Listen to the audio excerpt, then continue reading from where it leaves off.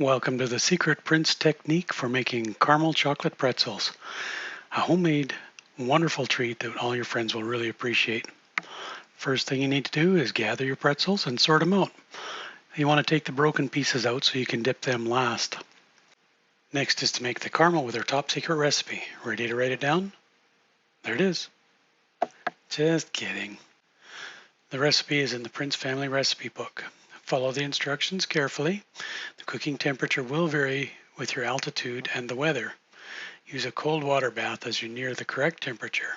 You want the caramel to just hold together to form a soft ball once it's cooled. You'll need to let the caramel cool for about 10 to 15 minutes to get to the right consistency for dipping.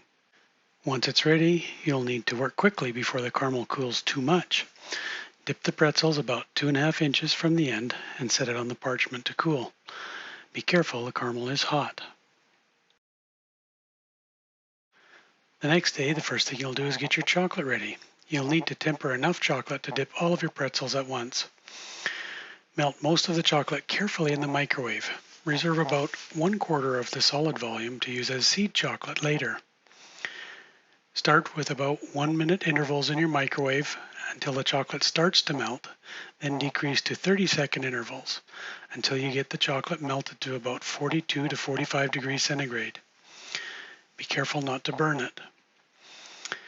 Then you need to add the seed chocolate and stir and cool the chocolate till it gets back down to about 27 degrees centigrade. Remove the solid chunks of seed chocolate and rewarm the chocolate carefully to a working temperature of 32 to 33 degrees centigrade. You can go a bit warmer if the chocolate is too thick or a bit cooler if it isn't setting well. Once the chocolate is ready, it's time for the tricky part. When cooling, the caramel will have slumped off the pretzels. It needs to be rolled back into place without breaking the pretzel inside. Watch these pros in action. As you can see in the video, rolling and dipping take place simultaneously. If you roll the caramel and then allow it to sit, it will once again start to sag. Dipping right away keeps the pretzels nice and round. Next is to dip the caramel-coated pretzel in chocolate. You need to remove most of the excess chocolate before placing the pretzel on the tray.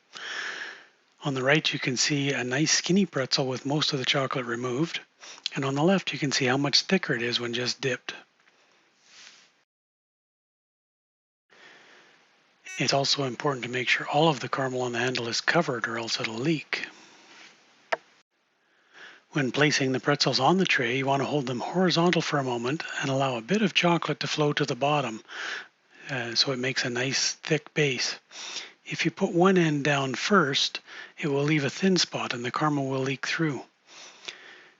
Many of the pretzels are curved, so you want to try to lay them so that the curve is horizontal and parallel to the surface.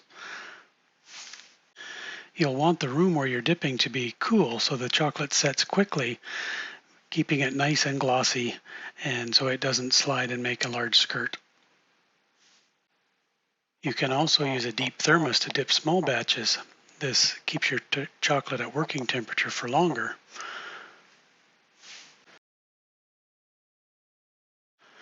With experience, you can become a well-oiled machine and work as a team.